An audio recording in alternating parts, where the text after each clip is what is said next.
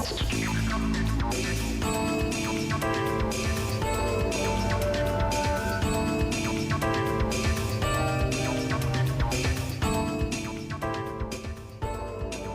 ¿qué tal? ¿Cómo les va? Soy Andrés Oppenheimer. Gracias por estar con nosotros.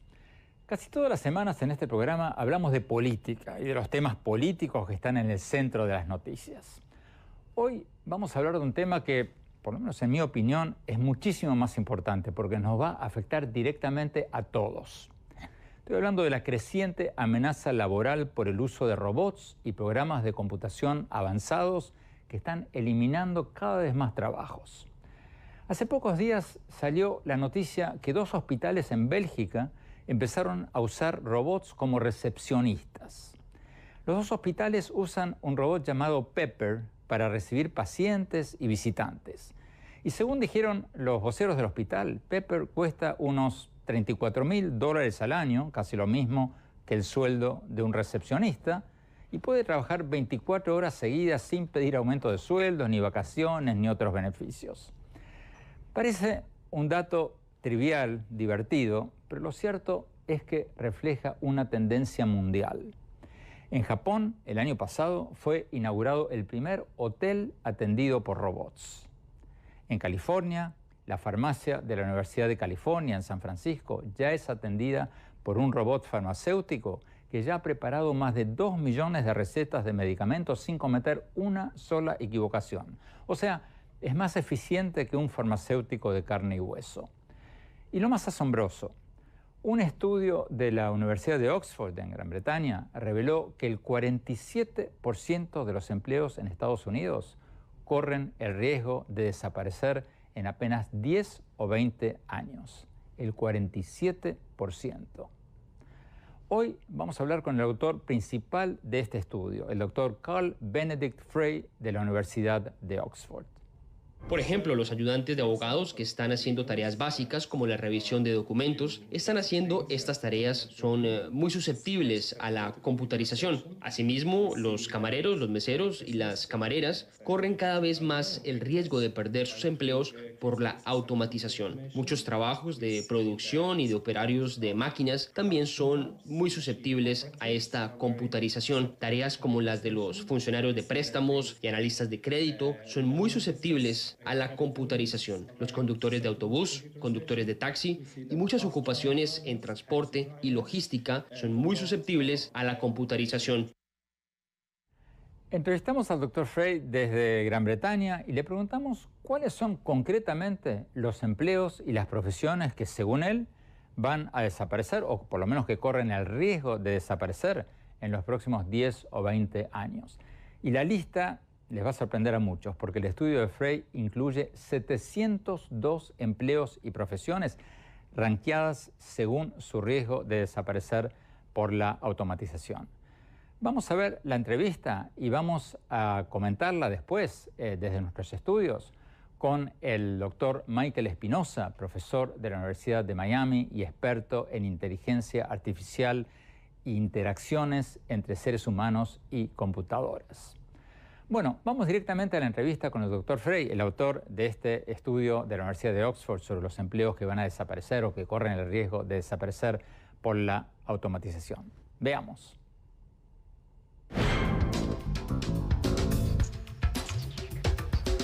Doctor Frey, muchas gracias por estar con nosotros. Doctor Frey, en su estudio sobre el futuro del empleo, ustedes dijeron que el 47% de las ocupaciones de los empleos en Estados Unidos están amenazados por la automatización y corren el riesgo de desaparecer en los próximos 10 o 20 años. ¿En qué año calculan ustedes que se va a materializar ese pronóstico? Lo que nosotros sabemos es que el alcance potencial de la automatización se ha expandido rápidamente durante la última década y que inevitablemente se va a seguir expandiendo en los próximos años. Como resultado de esto, creemos que aproximadamente el 47% de los trabajos en los Estados Unidos corren el riesgo de ser reemplazados por la computarización. Eso no significa o implica que todos estos trabajos van a ser automatizados, porque hay muchos factores que causan las decisiones de automatizar, como el costo relativo entre el capital y el trabajo, las regulaciones y las preferencias de los consumidores. Y no hay ninguna manera de estimar exactamente cuándo y cuánto tiempo llevará para que todos esos trabajos sean automatizados, para que las regulaciones acomoden nuevas tecnologías, para que los costos de los robots disminuyan suficientemente para que sea económicamente factible implementar las nuevas tecnologías. En este estudio, lo que estamos diciendo es que en los próximos 10 años, en la próxima década o dos, el 47% de los trabajos en los Estados Unidos van a estar en riesgo por la automatización. Eso incluye la implementación y difusión de vehículos autónomos que aún no hemos visto. También incluye avances en diagnósticos médicos que todavía no están siendo implementados ampliamente. ¿Cuáles serán los tipos de empleos y profesiones, doctor Frey, que corren el mayor riesgo de desaparecer? Ustedes hablan en el estudio de vendedores telefónicos, cajeros, cajeras de supermercados, agentes de bienes raíces, muchos tipos de empleos bancarios. ¿Cómo definiría usted los trabajos que corren el mayor riesgo de ser reemplazados por robots o por computadoras inteligentes en los próximos años? Bueno, cualquier actividad que se base en el almacenamiento y procesamiento de la información, para lo que las computadoras son relativamente buenas, es altamente automatizable. Esto incluye desde el trabajo administrativo básico hasta trabajos de producción de montaje básico e incluso algunos tipos de empleos de ventas y servicios. Estamos viendo que el uso de las tabletas electrónicas en los restaurantes tienen el potencial de desplazar cada vez más camareros, más meseros. Estamos viendo también que la mayoría de los algoritmos más sofisticados en los servicios de finanzas tienen el potencial de desplazar a los corredores de bolsa. Y estamos viendo que las mejoras en la automatización de la atención y diagnósticos médicos, en particular, tienen el potencial de desplazar trabajadores en tales áreas. Ahora, cuando examinamos distintos trabajos que tienden a incluir muchos tipos de tareas y trabajos que son difíciles de automatizar, como la creatividad, el desarrollo de nuevas ideas y artefactos, interacciones sociales más complejas que se relacionan con negociar, persuadir a la gente, gestionar equipos, todas estas actividades son muy difíciles de automatizar. Y también tareas más rutinarias como la conducción de vehículos en entornos no estructurados también es muy difícil de automatizar. En teoría, cualquier otro trabajo podría hoy ser automatizado. Pero denos algunos ejemplos, por favor, o ejemplos más concretos de los empleos de los que estamos hablando.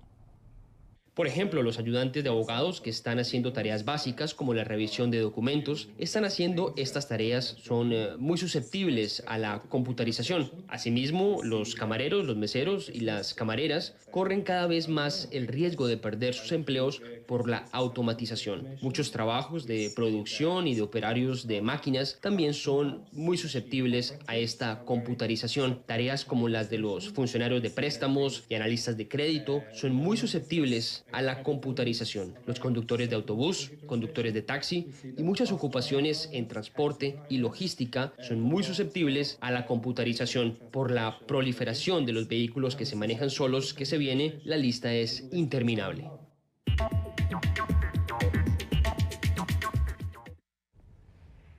Doctor Michael Espinosa, me llamó mucho la atención cuando hablaba el doctor Frey sobre los camareros y las camareras, porque hace pocos días fui a un restaurante de comida rápida acá en Miami y ya tienen tabletas y tú pides el menú por la tableta y en lugar de después cuando terminas de comer, de llamar al mozo, de estar agitando la mano, pagas ahí directamente. ¿Eso se está generalizando? Sí, podemos ver cómo muchísimas compañías están invirtiendo hoy en día en tecnología que es altamente atractiva para las nuevas generaciones, en donde ellos se sienten muy cómodos en llegar a un restaurante y saber de antemano todas las posibilidades para ordenar sin tener necesariamente que interactuar con una persona. Y como usted bien decía, al final de la cena, pues perfectamente interactúan con una tableta que al fin y al cabo es parte de su día a día, de su vida diaria. Se encuentran todo el momento del día interactuando con este tipo de dispositivos. Pues ¿por qué no? ¿Por qué no también pagar la cuenta en el restaurante utilizando una tableta electrónica, desplazar su tarjeta de crédito, inclusive otorgar algún tipo de propina al camarero que lo atendió anteriormente y pues despedirse simplemente haciendo uso de estos dispositivos O sea, electrónicos. sin despedirse del camarero, de la camarera. Exactamente, sin despedirse del ¿Qué camarero. va a pasar con los camareros? ¿Van a desaparecer? Bueno, es una pregunta un poco difícil de responder, pero supongo de que a largo plazo, sí, a largo plazo primero podemos ver una reducción en la cantidad de camareros que no van a hacer falta por la inclusión de esta tecnología. Y a largo plazo, pues quizás hasta todo el proceso de cocinar y de entregar la comida hacia las personas que la están pidiendo en el restaurante. ¿De cocinar? Sí, también cocinar. ¿Cómo es eso? Sí, ya tenemos ejemplos. Uno de los ejemplos más relevantes que actualmente se conoce es IBM Watson, que ha sido entrenado para aprender a cocinar recetas. Debido a todo este proceso de automatización, donde la cocina es uno de los áreas del conocimiento, donde también con ingredientes y procedimientos podemos perfectamente... Pero ¿cómo puede un robot cocinar? ¿No es un arte la cocina? O sea, ¿cómo lo hacen? ¿Con un brazo robótico? ¿Cómo lo hacen? Bueno, pues primeramente el conocimiento de un chef se puede transferir a una computadora. ¿Cuáles son los ingredientes para llevar a cabo un plato? ¿Cuáles son los ingredientes idóneos para una receta? Y luego, entonces, un brazo robótico saca tanto de este ingrediente, tanto de este otro y lo mezcla. Exactamente, según como el chef le traspasó su conocimiento a la computadora, un brazo robótico puede utilizar efectivamente una cantidad de ingredientes determinados según como está indicado en la receta. Esto es como el farmacéutico de la Universidad de California del que hablábamos antes, que simplemente agarra tanto de tal pastilla, tanto de tal otro y la combina. Exactamente, siguiendo la misma idea, también tenemos aplicaciones no solo en la cocina, pero en muchísimas otras áreas en donde el conocimiento está estructurado y puede llevarse a cabo de una manera tan fácil o aún mejor como lo haría una persona. ¿A cuántos años estamos del cocinero robot? Yo creo que no más de 10 años. ¿Generalizado? Bueno, generalizado es un poco difícil de responder porque no sé si todas las compañías tendrán el presupuesto para incorporar esta alta tecnología hacia sus cocinas, pero de manera visible para cualquiera de nosotros, sí. Cocineros robots, wow. Vamos a un corte y ya volvemos con el doctor Carl Frey de la Universidad de Oxford. Ya volvemos.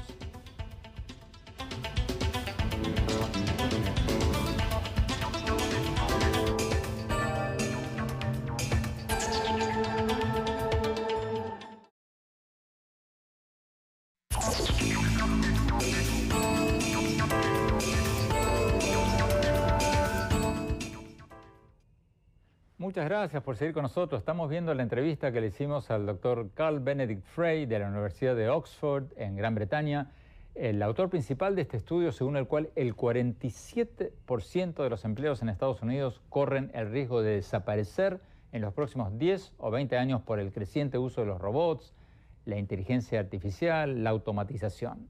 Sigamos viendo la entrevista.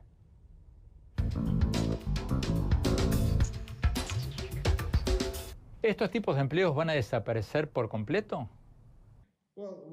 No estamos pronosticando el fin de ningún tipo de trabajo. Simplemente estamos examinando cuán susceptibles son estos trabajos a la computarización en las próximas décadas. Y si tomas el ejemplo de los cajeros bancarios, sabemos que por mucho tiempo los cajeros bancarios han estado en riesgo de ser reemplazados por la automatización debido a los cajeros automáticos de los bancos. Pero aún hoy tenemos más cajeros bancarios en la economía americana que hace 10 o 20 años. Y en parte, eso se debe a que los cajeros automáticos han permitido reducir los costos de las sucursales bancarias y eso le ha permitido a los bancos abrir más sucursales en las ciudades. Y los trabajos tienden a cambiar con la adopción de tecnología nueva. Un cajero bancario de carne y hueso hoy funciona mucho más como un gerente de relaciones de la sucursal que como un cajero de banco tradicional que reparte dinero. Lo que suele ocurrir es que cuando se adoptan nuevas tecnologías, cambian las estructuras de la organización, cambian las responsabilidades de cada puesto de trabajo, como así también cambian las habilidades requeridas para cada puesto. Y por esas razones, no podemos predecir qué va a pasar, si estos empleos van a desaparecer o van a cambiar, pero podemos decir que los requerimientos de habilidades en la industria bancaria están cambiando. ¿Cuánta seguridad laboral van a tener los que están trabajando en ventas o en marketing? Porque me sorprendió que ustedes en el estudio dijeron que el 85% de la gente que está trabajando en esas áreas corre el riesgo de perder sus empleos por la automatización. Eso es muchísimo. Bueno, eso se refiere solo a ciertos empleos en ventas. Vuelvo a lo que dijimos antes, y es que los trabajos que requieren interacciones sociales complejas, como negociar, como persuadir a la gente, esos trabajos siguen siendo muy difíciles de automatizar. Ahora, no todos los empleos de ventas son muy intensivos en estas tareas, así que el tipo de datos en que nos basamos para nuestros estudios es el tipo de servicio de ventas del que estamos hablando. Con qué frecuencia negociamos, con qué frecuencia persuaden a la gente, con qué frecuencia están involucrados en la gestión de equipos, o sea, interacciones sociales más complejas. Esos datos son la base de nuestro análisis y muestran que hay muchos empleos de ventas que en realidad no involucran tipos de interacciones sociales complejas.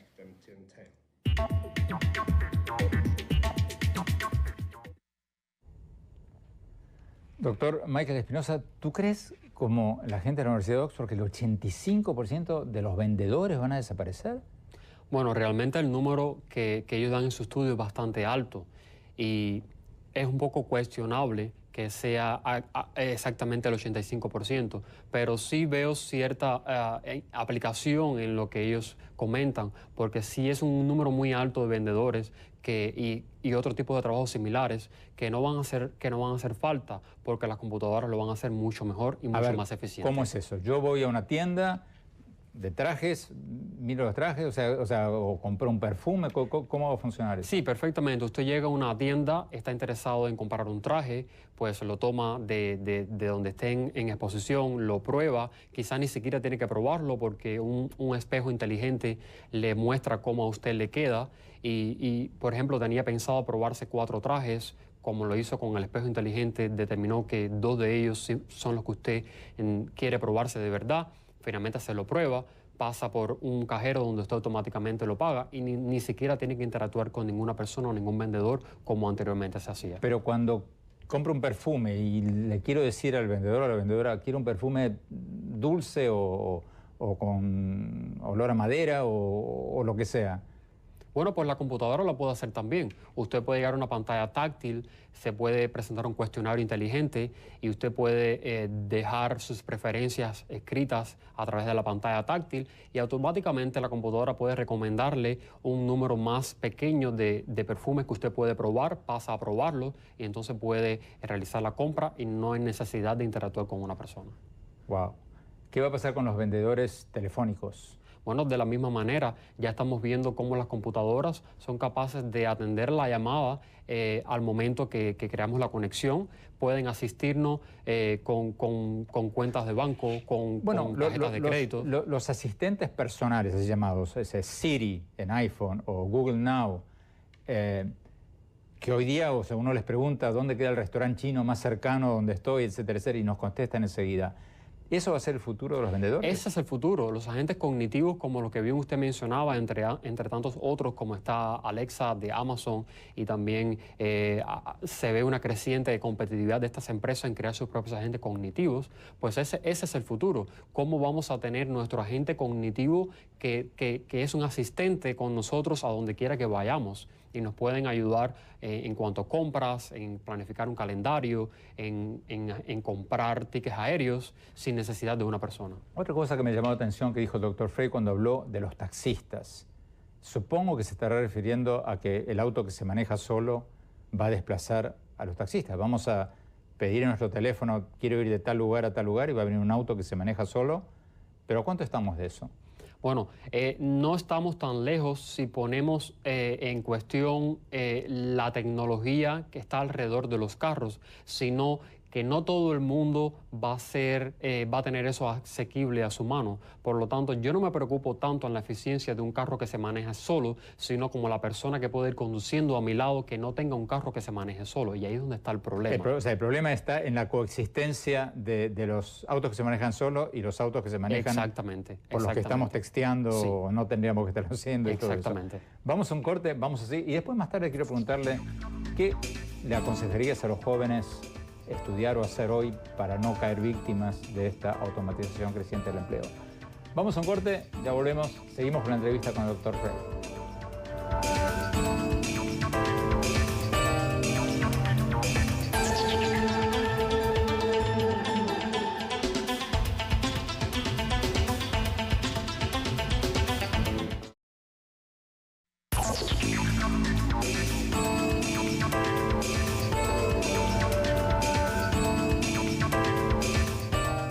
Gracias por seguir con nosotros. Estamos viendo la entrevista que le hicimos al doctor Carl Frey de la Universidad de Oxford en Gran Bretaña, que es el autor principal de este estudio según el cual el 47% de los empleos corre el riesgo de desaparecer en los próximos 10 o 20 años por el uso cada vez más generalizado de los robots, la inteligencia artificial y la automatización en general. Sigamos viendo la entrevista.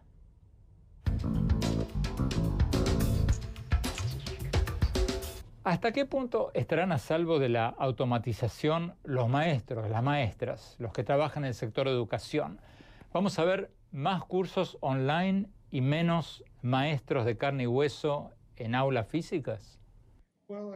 Pienso que la educación tiene que adaptarse a estos cambios, porque lo que nosotros sabemos es que la creatividad y la inteligencia social está siendo cada vez más importante, porque están relacionadas con las habilidades que siguen siendo más difíciles de automatizar. Así que nosotros necesitamos primero aulas más pequeñas para asegurar que los estudiantes trabajen más interactivamente en grupos para tratar de solucionar problemas del mundo real de maneras creativas. Pero también necesitamos que la educación sea más barata y más accesible. No hay ninguna razón para que las mejores clases de los mejores profesores de los mejores centros educativos, de las mejores universidades, no estén disponibles para que todos las vean. Una clase en Internet tiene un botón de pausa, un botón de rebobinado. Es eso todo lo que necesitamos para mirar cosas una y otra vez. Así que lo que tenemos que hacer es combinar la educación online, la educación en la red, con aulas más pequeñas, donde los estudiantes pueden trabajar más interactivamente, porque esas son las habilidades que no puedes aprender solo estudiando a través de clases en línea. Doctor Carl Frey, ¿qué va a pasar con los abogados? ¿Van a ser reemplazados por programas de computación o no?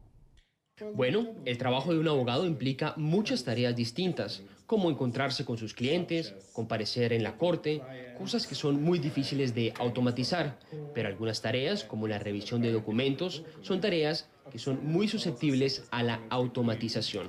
Así que es muy probable que la abogacía cambie como resultado de desarrollos en la tecnología, pero no esperamos la desaparición absoluta de todos los empleos de abogados.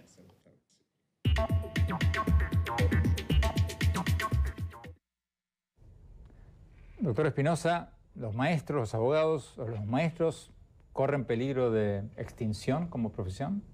Como profesión, no, es una profesión que tiene mucha historia y que es muy bien vista desde el punto de vista de la ética en cómo enseñar a nuestras futuras generaciones, no solo desde el punto de vista del conocimiento, sino de la ética y la interacción personal. Lo que sí se ve es una disminución en la cantidad de profesionales que van a hacer falta si tenemos en cuenta la diseminación de estos conocimientos desde el punto de vista de la Internet. Como muchísimos estudiantes pueden conectarse a un curso masivo online y pueden tener acceso a profesores, como bien decía el estudio, de altas universidades con muchísima experiencia y solamente llevar a cabo ejercicios prácticos que pueden ser empleados de manera tradicional, pero la manera de absorber esos conocimientos sí puede ser perfectamente realizado a través de la computadora. O sea, lo que me estás diciendo, y eso un poco coincide, hace pocas semanas tuvimos el programa del presidente de MIT, que es un latinoamericano, un venezolano, y al presidente de la Universidad de Miami, que es un latinoamericano también, un mexicano, que nos decían que ellos ven el futuro de las universidades como una cosa mixta entre clases por internet de profesores estrellas, de los mejores profesores, y clases presenciales en el aula. Pero eso, tú me estás diciendo, el efecto neto va a ser que al haber más clases online va a haber menos profesores. Sí, exactamente, porque la computadora está tomando el rol y todo ese tiempo que en anterioridad un profesor tenía que emplear en deliberar los conocimientos, la parte cognitiva de enseñar, la parte informativa, pues ahora puede ser una sola persona siendo grabada y esa grabación siendo diseminada de manera exponencial. ¿Pero es tan eficiente un profesor online como un profesor en carne y hueso que pueda mirarle a los ojos a los estudiantes, ver sus reacciones, hacer un chiste, preguntarles algo? Bueno, el problema es que la educación se mide primero o se emplea primero cómo el profesor entrega esos conocimientos y luego cómo los evalúa. Estamos diciendo que en este modelo híbrido la primera parte de entregar los conocimientos puede ser usado a través de la computadora, pero la parte de medirlos o la parte de formar la ética y formar cómo estos estudiantes van a interactuar de manera social, entonces cuando puede ser medido y hecho de manera local, de manera frente a frente. Fascinante. Vamos a un corte y después quiero ver lo que dice el doctor Espinosa y lo que nos dijo el doctor Frey sobre qué les aconsejarían ustedes a los jóvenes de hoy estudiar o hacer para hacer frente a este mundo cada vez más automatizado en que se van a reducir cada vez más empleos y a su vez, supongo, se van a crear otros. Yo te voy a preguntar de eso. Vamos a un corte, ya volvemos.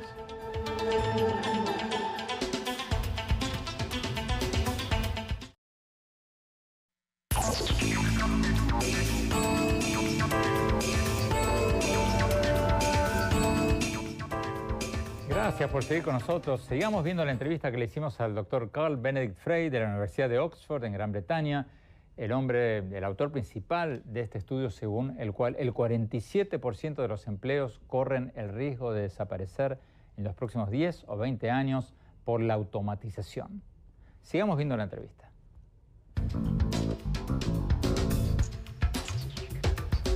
Doctor Frey, la gran pregunta que se están haciendo muchos de los que nos están viendo ahora es ¿qué les aconsejaría usted estudiar a los jóvenes que ahora están decidiendo qué estudiar? ¿O en qué sector les aconsejaría trabajar? ¿Qué le está aconsejando usted hoy a los jóvenes? Ante todo, pienso que estudiar es la receta para el éxito en general, pero también le aconsejaría a los estudiantes que estudien cosas que están relacionadas con el desarrollo de nuevas tecnologías. Ser capaz de trabajar con nuevas tecnologías va a ser cada vez más importante, pero también aconsejaría a los estudiantes que hagan realmente cosas que no están necesariamente relacionadas directamente con la tecnología. ¿Por qué? Como dije antes, la inteligencia social y la creatividad son las actividades más difíciles de automatizar. Pienso que la combinación de esos tipos de así llamadas habilidades blandas y habilidades duras va a ser cada vez más importante. Y pienso que la combinación de estos dos tipos de habilidades es la mejor receta para tener éxito en el mercado del trabajo. Pero mucha gente está diciendo que los jóvenes tienen que meterse en ingeniería, en ciencia, en técnica. ¿Usted le aconsejaría a un joven, por ejemplo, estudiar humanidades, artes o letras, por ejemplo? ¿Por qué no? Si miras al Reino Unido, por ejemplo, después de terminar tus estudios en las humanidades, puedes ir básicamente a cualquier profesión, a condición de que tengas un buen título. Pero en algunos países como Suecia y Alemania, eso es un poco más difícil por razones culturales. Así que pienso que depende mucho del mercado laboral en el que te encuentras, que necesitas estudiar por razones prácticas, pero que no hay nada que sugiera que las humanidades no sirven para adquirir los tipos de habilidades que necesitamos. De hecho, la creatividad o la inteligencia social es algo que puedes aprender en cualquier tipo de disciplina a través del trabajo interactivo, y muchos de los temas en las humanidades son temas en que los estudiantes pueden debatir, temas que requieren mucha creatividad para solucionar problemas y así sucesivamente. Así que, ¿por qué no? Doctor Frey, ¿usted es un tecno-optimista o un tecno-pesimista? O sea, ¿cree que la tecnología va a destruir más empleos de los que puede crear? ¿O por el contrario cree que va a seguir pasando lo que pasó hasta ahora, de que la tecnología eliminaba algunos empleos, pero abarataba el costo de los productos y eso le dejaba a la gente más dinero, más ingreso disponible para comprar otras cosas y eso a su vez creaba más empleo? ¿En cuál de los dos bandos está usted? Hay alguna evidencia que sugiere que el ritmo de creación de nuevos empleos en las industrias tecnológicas ha disminuido y es probable que continúe disminuyendo. Pero eso no significa el fin del empleo en general. Si uno va atrás, hasta los principios del siglo XX, y le preguntas a alguien, ¿dónde crees que tus nietos van a trabajar? ¿En qué tipo de ocupaciones o industrias? Lo más probable es que nadie hubiera dicho ingeniería de software. A la gente le hubiera resultado difícil predecir los nuevos empleos que surgirían. Es difícil para nosotros predecir los nuevos empleos que se crearán en el futuro.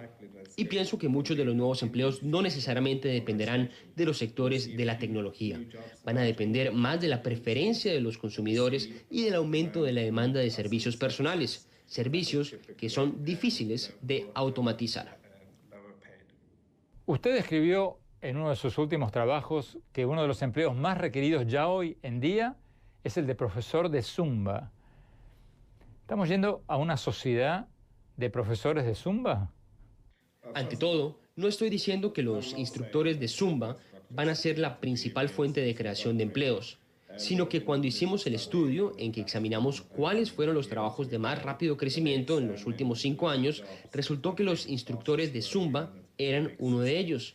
En ese momento había muy pocos instructores de Zumba, pero la cantidad de instructores de Zumba ha crecido rápidamente. Pero en general, creo que la mayoría de los trabajos nuevos ciertamente van a estar asociados con las categorías relacionadas a ese tipo de servicios personales, aunque no hay forma de pronosticar exactamente qué tipos de trabajos van a ser.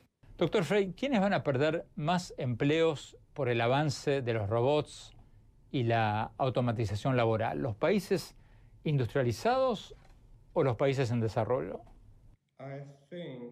Pienso que la potencial ruptura en los países en desarrollo derivada de la tecnología de automatización puede ser más grande. Pero ¿qué ocurrirá en un futuro más lejano? Esto se debe a que, primero, los costos del trabajo son mucho menores en la mayoría de las economías de países en desarrollo. Entonces, por ejemplo, cuando Nissan produce carros en Japón, se basa mucho en la robótica. Cuando hace lo mismo en India, se basa mucho en la mano de obra barata. Eso significa que la automatización en la India es menos factible económicamente que en economías de salarios más altos. Así que por estas razones, pensamos que la automatización se va a imponer en el mundo en desarrollo un poco más tarde, pero hay evidencia de que la tecnología ya está teniendo impacto en los países en desarrollo. Porque aunque el teléfono inteligente y otras tecnologías han hecho posible las cadenas de suministros globales y ubicar la producción en países con abundante mano de obra barata, lo que estamos viendo ahora es que la automatización y las impresoras 3D hacen cada vez más factible traer la producción local a fábricas automatizadas en los países desarrollados. Como resultado, los países de mano de obra barata también están en competencia directa con países como los Estados Unidos y Alemania en la fabricación de productos baratos. Ya estamos ciertamente viendo que los periodos de amortización del costo de los robots en China ya están por debajo de 2 años. Así que a medida que disminuye el costo de la robótica, van a aumentar los incentivos para automatizar. ¿Cómo ve a México, por ejemplo, y a Sudamérica en este nuevo mundo de trabajos automatizados? Pienso que América del Sur está en una posición difícil, porque el auge de crecimiento creado por el aumento de los precios de las materias primas no fue acompañado con inversiones en nueva tecnología y en educación, como hubiera sido necesario para crear naciones competitivas o un continente competitivo en términos de producción de bienes tecnológicamente más sofisticados. La mayor parte del crecimiento de Sudamérica es impulsado por los recursos naturales, en vez de ser impulsado por la creación de empleos productivos y los procesos tecnológicos. Y como nos enseña la historia de la economía, la innovación tecnológica ha sido el único factor que impulsa la prosperidad a largo plazo. Así que me temo que América del Sur no está muy posicionada en este momento. Y como el precio de los recursos naturales sigue bajando o está estancado en niveles bajos, es probable que el continente va a continuar con un crecimiento lento por un buen tiempo. Doctor Frey, ¿qué pueden hacer los gobiernos para evitar un desempleo masivo por la automatización en sus países? Pienso que hay varias cosas que los gobiernos pueden hacer. Lo primero tiene que ver con la precaución y asegurarse de que los trabajadores estén capacitados con las habilidades necesarias para poder cambiar a nuevos tipos de trabajos.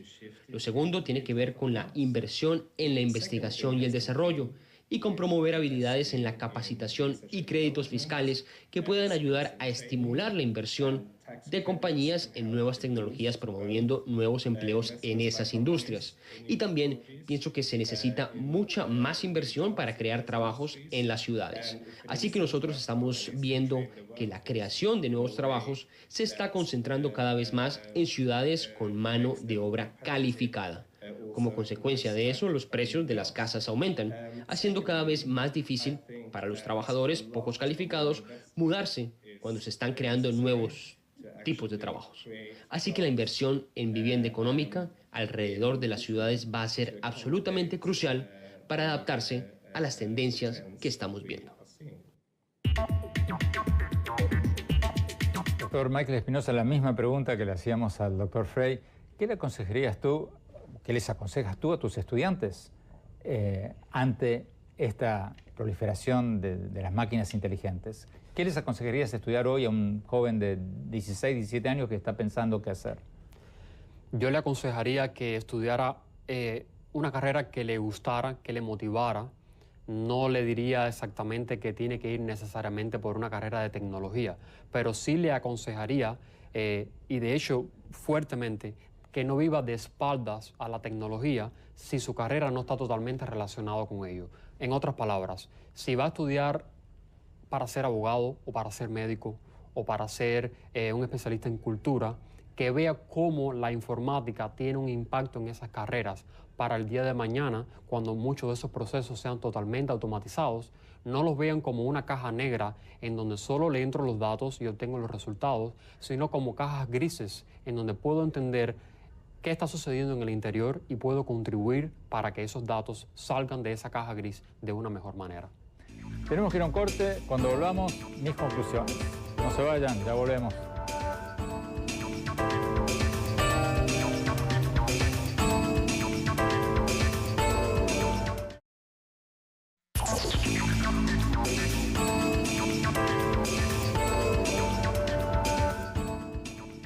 Muchas gracias por habernos acompañado y no se olviden de escribirnos a nuestro Facebook, Andrés Oppenheimer, y a nuestro Twitter, @OppenheimerA.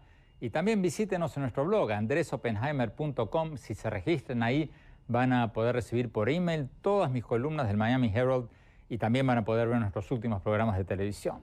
Les recuerdo la dirección, andresoppenheimer.com. Bueno, mi opinión sobre el futuro de los empleos y el estudio de la Universidad de Oxford, según el cual el 47% de los empleos corre el riesgo de desaparecer en los próximos 10 o 20 años por la automatización, la inteligencia artificial y los robots cada vez más eficientes y más baratos. No hay duda de que la automatización de los trabajos se está acelerando cada vez más. Ya hay cada vez menos operadoras telefónicas, agentes de viajes y bueno, ni hablar de las dactilógrafas y los ascensoristas. Estamos viendo cómo los trabajos desaparecen todos los días. Yo lo veo aquí mismo, como lo he comentado otras veces. Hace unos años los estudios de televisión como este en Estados Unidos tenían camarógrafos. Hoy estamos grabando este programa frente a cámaras que se manejan robóticamente desde un estudio central en Atlanta. Y como nos decía el doctor Frey en la entrevista de hoy, lo mismo va a pasar en todos los campos, en las fábricas, en las profesiones, porque las máquinas inteligentes son cada vez más baratas, trabajan de día y de noche, no piden aumento de sueldo ni se van de vacaciones. Muchos dicen que todo esto nos va a llevar a un mundo de desempleo masivo. Pero hay que decir también que lo mismo se viene diciendo desde hace 200 años, cuando en la Revolución Industrial en Gran Bretaña los trabajadores de los telares manuales se rebelaron y quemaron las máquinas de tejer automáticas, mecánicas, porque decían que iban a producir un desempleo masivo. Y lo mismo se dijo cuando se inventó el automóvil, cuando los autos dejaron sin empleo a los conductores de carretas y a los cuidadores de caballos. Y lo que ocurrió fue que se crearon millones de empleos en la industria automotriz, en obras públicas para construir carreteras y puentes y en talleres mecánicos. Y además, la tecnología ha abaratado los precios de los productos y eso le ha dejado a la gente más dinero disponible para comprar otras cosas. Y eso, a su vez, ha hecho aumentar el empleo en otras industrias. Hace 200 años, por ejemplo, la máquina de tejer automática abarató enormemente el costo de la ropa. Y aunque eso le costó el empleo a muchos tejedores manuales, hizo que la gente tuviera más dinero disponible para comprar otras cosas, lo que a su vez generó nuevos empleos. Eso, por lo menos, es lo que ha venido pasando hasta ahora. Pero la gran pregunta ahora es si eso va a seguir pasando en el futuro o ya no. Yo creo que cada vez menos gente va a trabajar en empleos estructurados y de tiempo completo como ahora.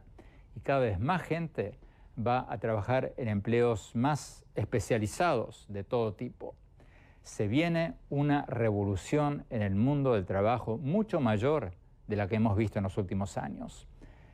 Y para hacerle frente a este nuevo desafío, creo que todos nosotros y los gobiernos tenemos que mejorar urgentemente nuestra calidad educativa para que podamos hacer tareas que combinen la especialización con la creatividad y la innovación. Como lo hemos dicho muchas veces, hay 3 secretos para la prosperidad de la gente y de los países: la educación, la educación y la educación. Gracias. Hasta la semana próxima.